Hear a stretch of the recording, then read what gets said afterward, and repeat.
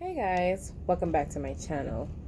I know that I have been gone for a very long time, and so I want to issue an apology and offer up an explanation as to why I have not been posting videos.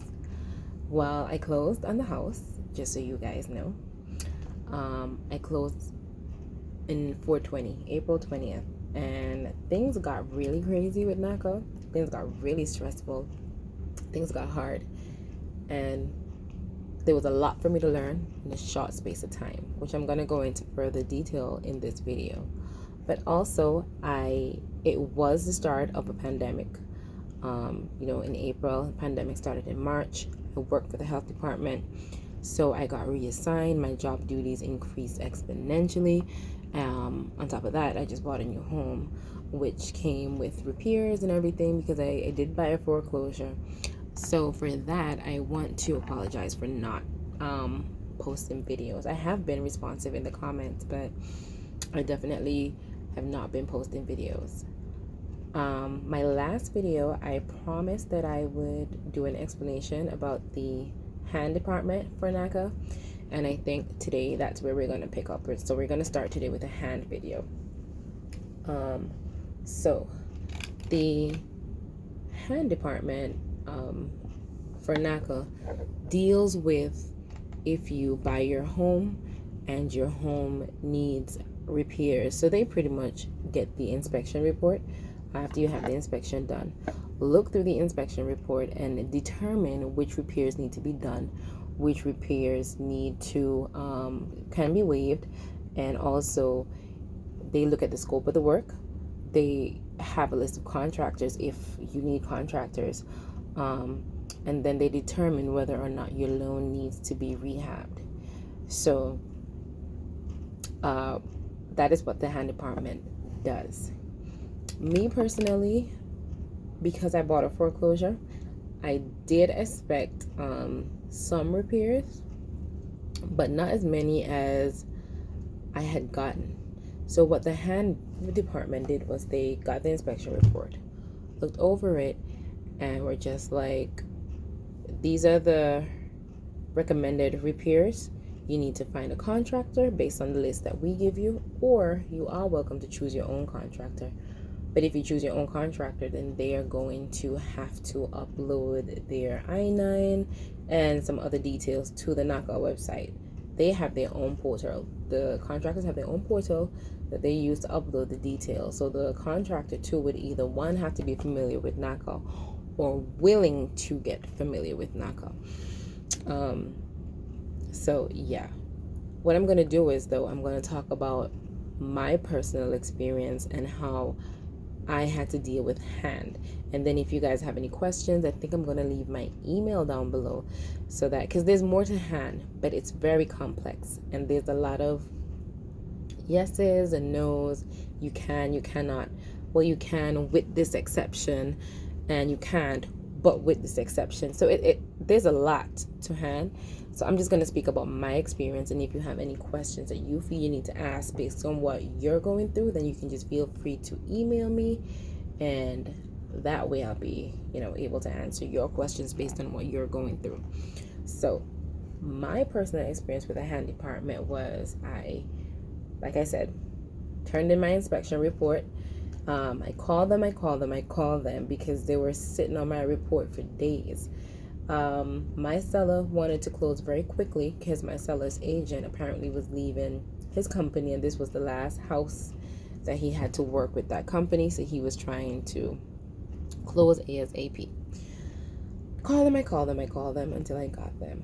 They looked over my report. They sent me a list of required repairs. From there, I needed to pick a contractor.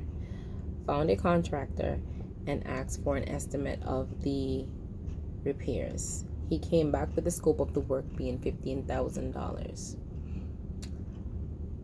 Call hand, and they submitted my scope of work to hand, and then call them to let them know that I submitted it. And I cannot stress this enough, but calling after you submit is very important. They're going to tell you not to call. They're going to tell you, it takes 24 to 72 hours for them to review it. That's okay.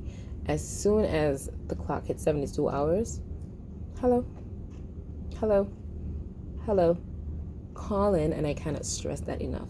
Be persistent, be annoying, because at the end of the day, this is your house and you're closing on a timer. So be persistent. So I called, and when I called, also I found that I got more information about that I wouldn't have ordinarily gotten just based on reading the documents that they presented to me. So anyways, I called. Let them know I submitted the scope of the work. And the guy was like, okay, well then you're going to have to rehab your loan.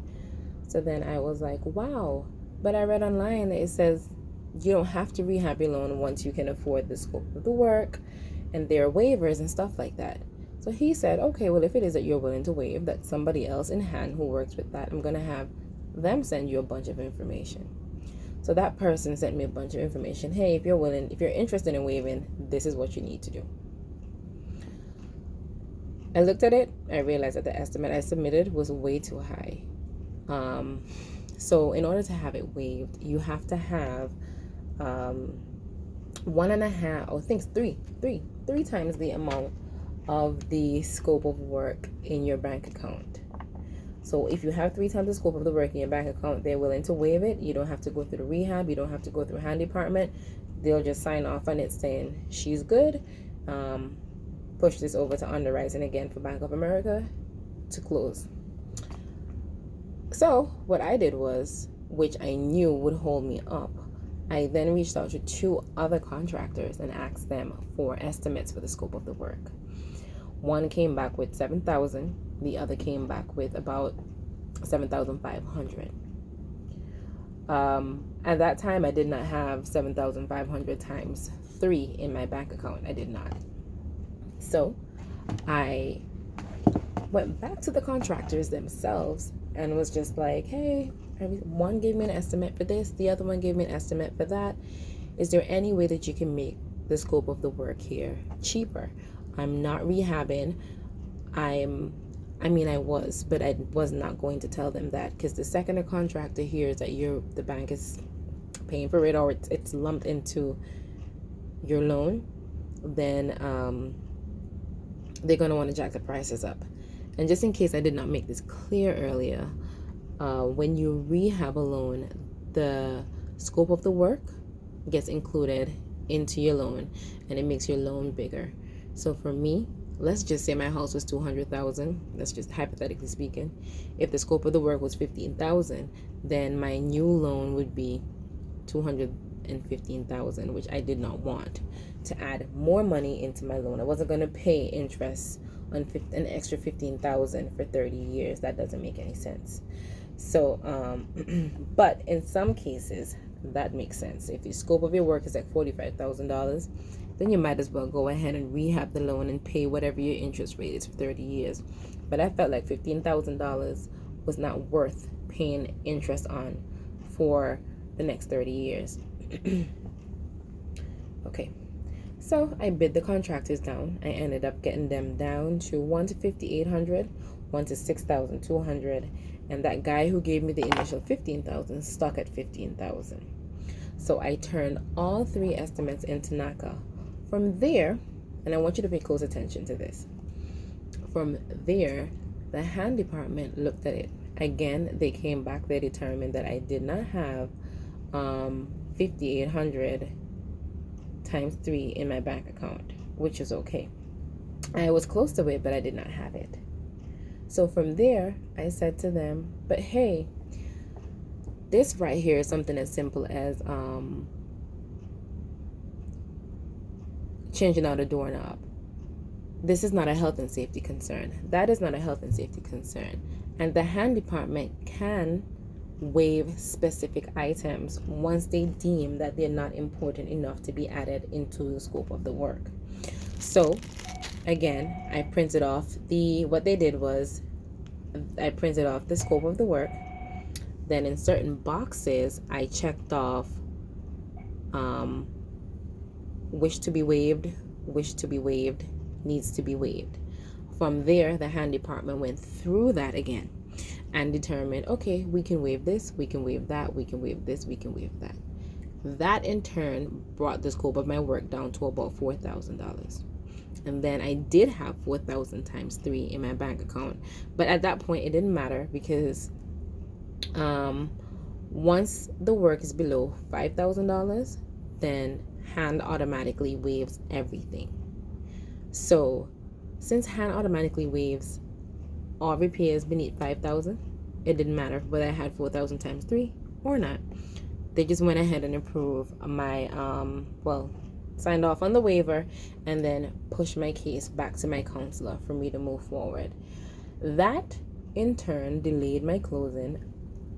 It took about 10 to 12 days to get all of that done. Had I knew this going into it, it would have been a much smoother transition. I would have gotten the estimates from the contractors early. I would have done it a whole lot different, but I didn't. That was my experience going through hand. Also, I just want to mention in the hand department, you can create a wish list. If you feel like you want to change your floors out and it's going to cost you $50,000 to change the floor out and you want to include that in your loan, you can go to a contractor, get the scope of the work, include that in your loan. But the hand department has to approve it. If you feel like you need a refrigerator, you can include that too in the scope, but you don't feel like these are the things that they don't tell you. Me, however, I did not do that. I was not trying to add anything extra to my loan for the simple reason that I didn't feel like paying an interest rate over 30 years on something that costs $1,500, $2,000, $10,000. That wasn't worth it. You can definitely get a small loan elsewhere and pay that back sooner, maybe at a higher interest rate, but at the same time you can pay back quicker than there. So you really have to do math. You really have to weigh the pros and the cons when you are going through the hand department. I was considering a wish list for my appliances, for my fridge, washer, and dryer, but then again, it's not worth it. I could have, which I didn't end up doing, go to Best Buy, got a Best Buy credit card, get my appliances for a 0 interest rate for 12, 36, 48 months, and then pay it back slowly at 0 APR. And so I just did not use that option. So yeah, that was my process. That was my journey through the hand department. If you guys have any questions, feel free to ask me. Don't forget to like, subscribe, and again, I do apologize for taking this long. If I rushed through this video or you felt like the video was rushed, you can also let me know, and I will definitely do another one in detail. Thank you.